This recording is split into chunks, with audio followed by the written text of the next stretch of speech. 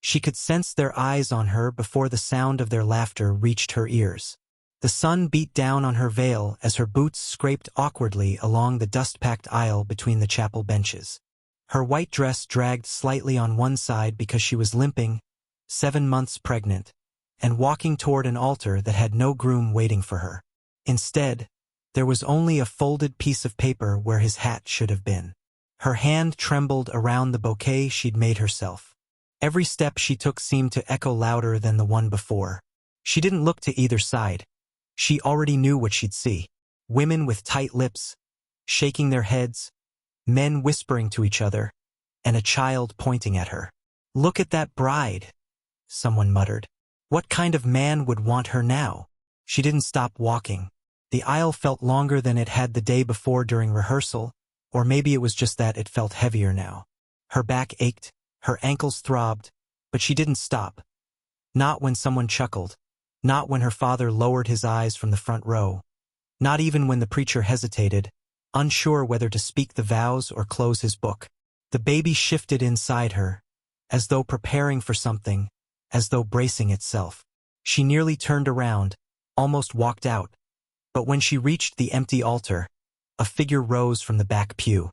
The Lakota Chief, tall and dignified in his bone-beaded buckskin. His silver-streaked braids falling loosely around his shoulders, moved forward with deliberate steps.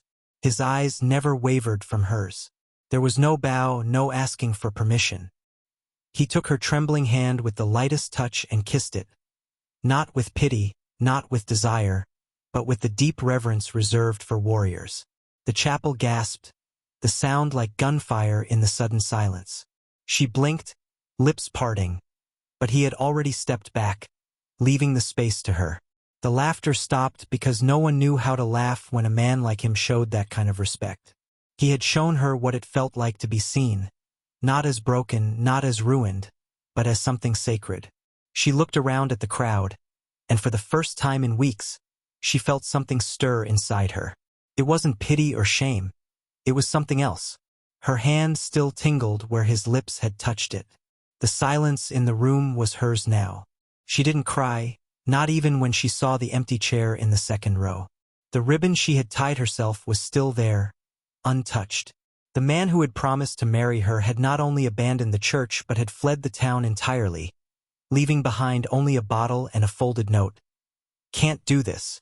I ain't that strong." She hadn't read the note more than once, but she didn't need to.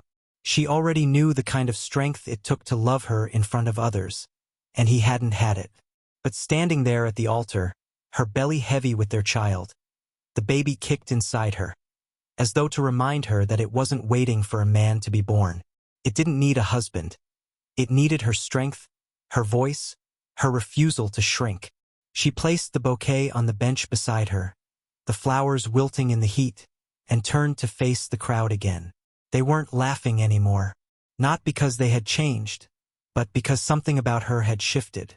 The Lakota Chief had returned to his place in the back pew, arms folded, his expression unreadable, but his presence was heavy in the room. It hung over every whispered word like a silent warning. "Watch your tongues." She didn't know his name, but she knew the stories. He was a man who had brokered peace with ranchers who once feared him. A man who rarely spoke, but when he did, it was law. A man who had buried his wife with his own hands and had never remarried. Now, for reasons no one understood, he had kissed the hand of the town's most unwanted bride. The women began to fidget in their seats. One even stood, unsure if she should approach, but when the chief raised an eyebrow, she quickly sat back down. The preacher cleared his throat and opened his book. "Shall we continue?" he asked. Her voice was steady. "No vows today, then," he said. "What do you want, child?" She turned back toward the altar, then glanced toward the back where the chief sat. Her decision was clear. "I want them to remember this moment," she said, the ceremony that never was ended. And as the crowd spilled out into the harsh sunlight, uncertain and quiet, it was like people leaving a fire they hadn't expected to survive. She stood alone at the chapel door, her veil now off, her cheeks hot, not from shame, but from the weight of holding everything together. The baker's wife passed without a word. The blacksmith gave her a brief nod, then quickly turned away. Even the midwife, who had once promised to be there when her time came, crossed the path to the other side, muttering about not inviting sin into her clean apron. Because her name was Nora, and names held weight, she stood firm. Her hands rested low on her belly, feeling the baby shift beneath her fingers. An unspoken reminder that someone still had faith in her, even though the child hadn't yet taken its first breath. As the crowd began to thin and whispers faded, she turned to begin the long journey home. Her boots were worn, her back aching from the weight of the child that refused to wait. Then she heard it. Hooves, not in a gallop, but slow and deliberate. She looked up to see the Lakota Chief approaching, riding a quiet tan mare, another horse trailing behind him. His reins were loose, and without a word, he dismounted, nodded at her, and handed her the lead rope of the second horse. "For me?" she asked, her voice faint and hoarse. He tilted his head slightly. "For the child," he said. "You shouldn't be walking so far alone."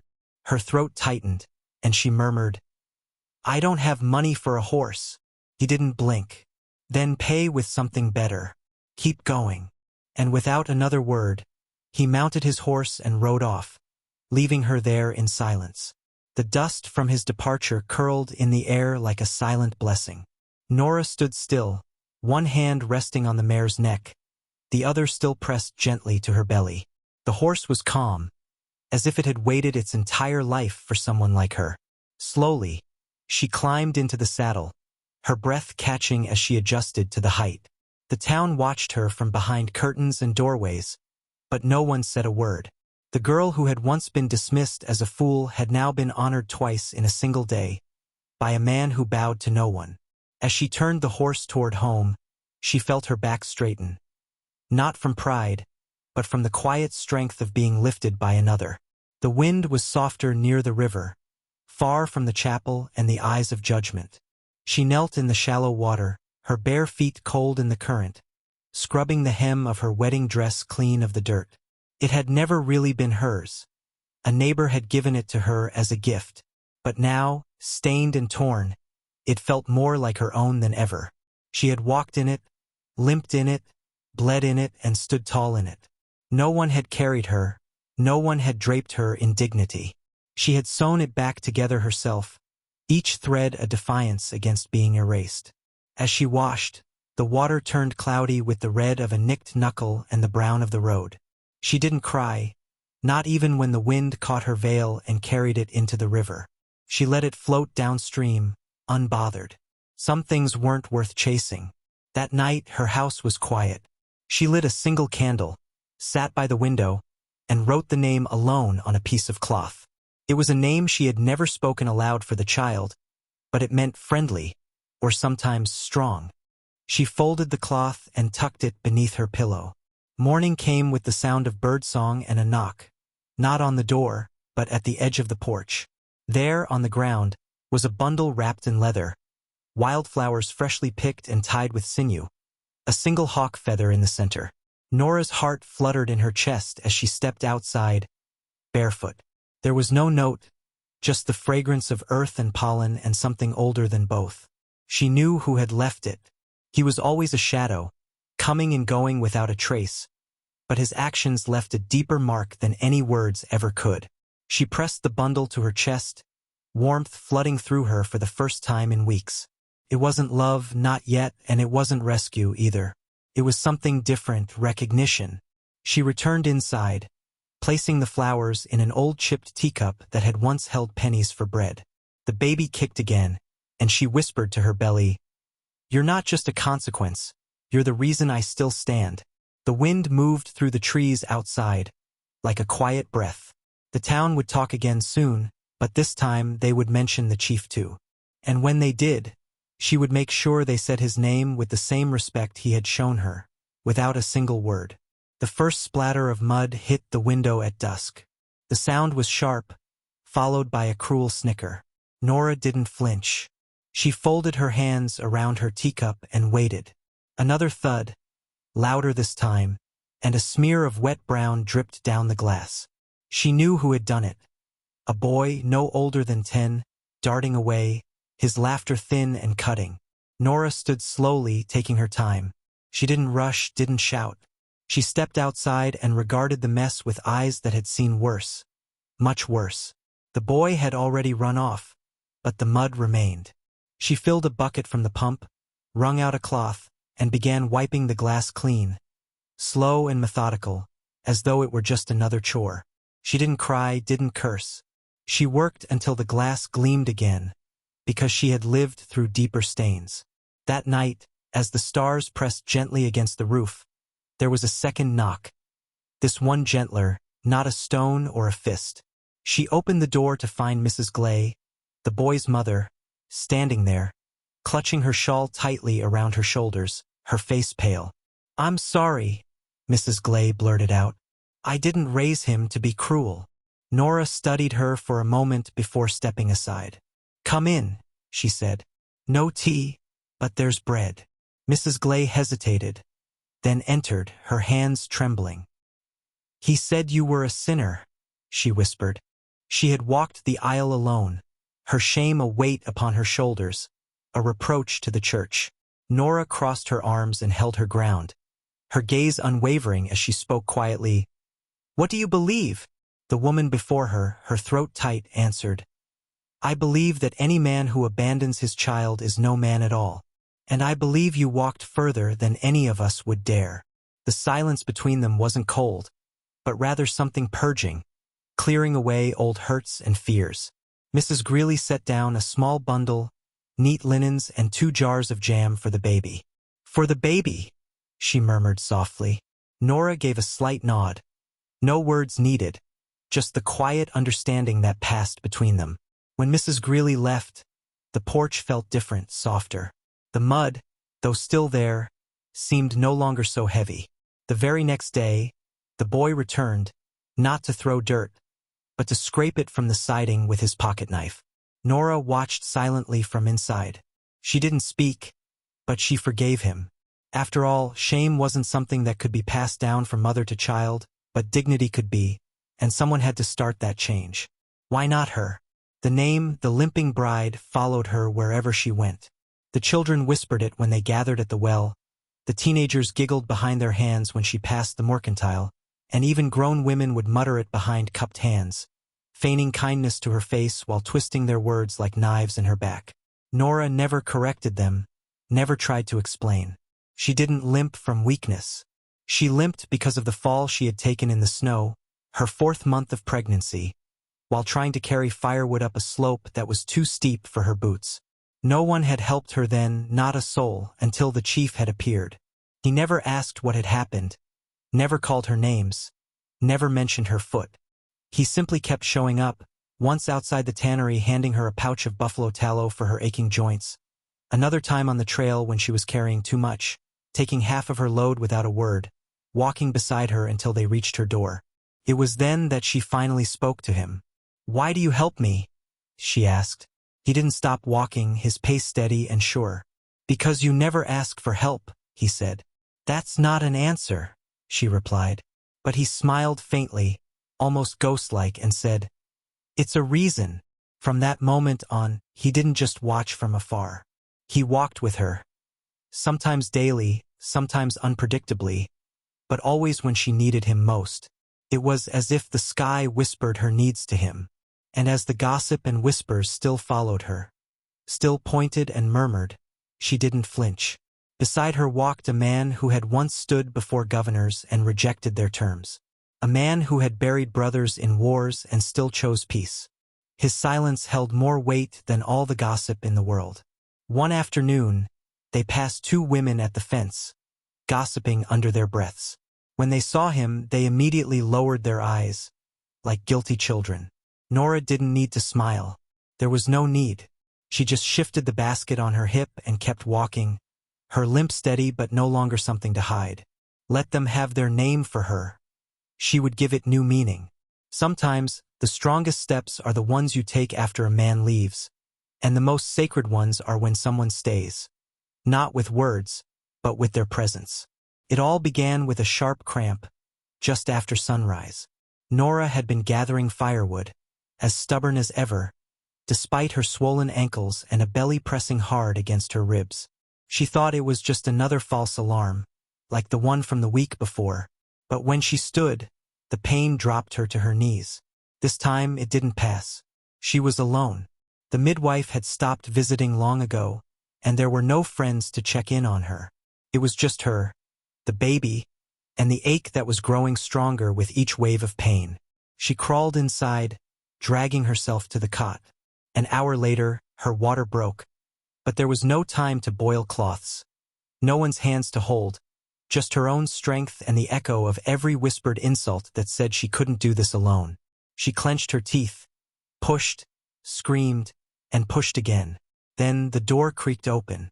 She didn't lift her head, couldn't, not until she heard the sound of moccasins on wood, soft, steady. She looked up through her sweat-drenched eyes and saw him, the chief. He didn't speak. He just knelt beside her, his hands already unwrapping a satchel lined with clean cloth, herbs, and water. "I sent for someone," he said quietly, "but I'll stay until she comes." "You don't have to," Nora whispered. But he didn't respond with words, just continued his task. He tucked a damp cloth beneath her neck, moved her hair from her face, and gently spoke her name as though it were something sacred, something he cherished. "You are not alone, Nora."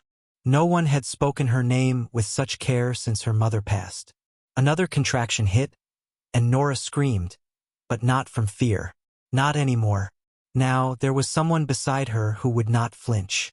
He held her hand when she thought she would break it. He whispered in Lakota between her breaths. Words she didn't fully understand, but she felt them in her bones. They were safe, sacred, and strong. And in that moment Nora realized that she was not alone. Not now, not ever again. By the time the midwife arrived, it was already too late. The chief had already wrapped the baby in a piece of deer hide. His eyes were misted, yet steady, and the baby, alive and crying, strong and whole, was a daughter. Nora sobbed not from pain, but from a sense of wonder. "Thank you," she whispered. "You were brave," the chief said. "I just bore witness." For the first time, Nora believed she hadn't done it alone. Not out of pity, but out of respect. By morning, the town's gossip returned. This time it was about the child. Some said the baby had no father. Others said the father had left, knowing who she was. They started calling Nora names again, though softer this time, because the chief was still walking the same roads, still watching with eyes that missed nothing. When Nora asked the preacher if she could bury the placenta beside the church, under the same soil where her mother lay, he clenched his jaw. "That ground is for the sanctified," he said. She wasn't wed. Nora didn't argue. She simply nodded and walked away, holding the baby as if it were still a part of her. It wasn't until she reached the trail behind her house that she broke down, finding the chief waiting for her. Crouched in the grass with a knife in one hand, the chief had arranged a ring of stones on the ground. She blinked in surprise. "You knew?" she asked. "I watched them deny you again." His voice was steady, without pity, just wait. No child comes into this world without blessing, and no mother should carry grief when she's just given life. She knelt beside him. "I don't know your customs," she said softly. "Then we make new ones." He offered her the knife. With trembling hands, she carved a single symbol in the center of the circle. A sun, the chief's people's symbol for new beginnings. Together, they lowered the baby into the earth. There were no prayers, no words, just the quiet weight of meaning. As they stood, a shift seemed to happen, and Nora felt something inside her loosen. Not guilt, not shame, but space. Space for a love that didn't need permission. He placed a warm stone into her hand, red from his pocket. "Place this by your door," he said. "Those who know will never cross it without respect, and those who don't." He glanced toward the town. "They'll learn." That night, the baby slept more peacefully than ever before. Nora traced the chief's symbol into the wood above the crib, a silent vow carved into the pine. She didn't know what tomorrow would bring, but she was certain of one thing. No matter who laughed, who judged, or who left, She had buried her shame in the earth. And in its place, something stronger had begun to grow. It started with small things. The baby didn't cry during storms and slept through nights that no child should. When Nora sang the lullabies her mother had taught her, birds perched on the windowsill, as if they understood. A mare in a nearby barn, thought barren, foaled just 2 days after Nora had touched its belly and whispered softly to it. The rumors spread like weeds. They said it was witchcraft, that the chief had cast some spell, that her limp was a mark from a forest spirit. One child even claimed to have seen fireflies following Nora in the daytime. The blacksmith's wife said the bread Nora baked stayed fresh longer than it should, but no one stopped coming. They came quietly, one by one, at dusk. A boy with a fever, a woman with a mysterious sleeping sickness, a young man who had lost his ability to speak from stuttering so badly. Nora never claimed to be anything other than what she was. A mother, a healer. She listened, she touched, she remembered what it felt like to be treated as if she were nothing more than a wound instead of a person. In response, she began pouring warmth into everything around her. Tea, cloth, and silence.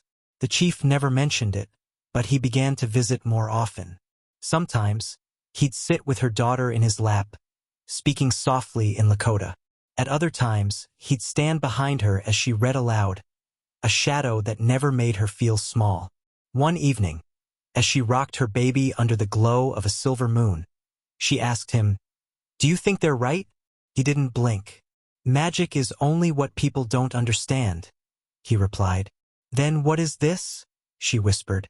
"Why do people change when they come near me?" He looked at her, at the scar on her ankle, at the strength in her posture, the softness in her voice. "Because you stayed when others ran. Because you bled and still offered your hands instead of fists. Because grace feels like witchcraft to those who've never known it." In that moment, she realized this wasn't about spells or old myths. It was about light, and what happens when a woman refuses to let her light fade, even when the world insists it should have been extinguished long ago. The following day, whispers would return, but that night, they'd rest more easily because of her. Spring arrived early that year, blanketing the valley in wildflowers and warming the porch where she rocked her child. The townspeople had quieted, not because they'd all changed, but because she had. She no longer looked down when they passed. She no longer waited for their approval. She had built her life from the scorched earth, and that kind of strength cannot be ignored. One Sunday morning, the chapel bell rang once more, but it wasn't for a sermon. It was for a gathering called by the chief. No one had seen anything like it in years. People arrived, unsure but curious. And there he was, standing beside the pulpit in the full regalia of his people.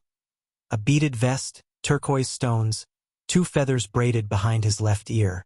Nora arrived last, her daughter on her hip. She didn't know why she came, only that her feet carried her there before her mind could catch up. The chief didn't ask her to speak, nor did he request that she stand beside him. He simply stepped down, crossed the aisle, and knelt, not before the crowd, but before her. He took her hand and kissed it as he had on the day they'd laughed at her, pressing something into her palm. A woven band of sweetgrass, a Lakota symbol of unity, respect, and chosen family. No words, no ceremony, just that single gesture in front of everyone. The room fell into a silence thicker than thunder. She didn't cry. She simply took his hand and held it tightly. The child between them cooed softly, like the wind, and the crowd finally understood. This wasn't pity. This wasn't about rescue. This was love, born from witnessing each other's strength, forged without fanfare.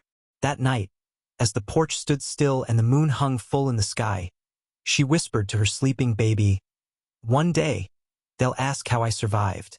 The baby shifted in her arms, breathing slow and deep.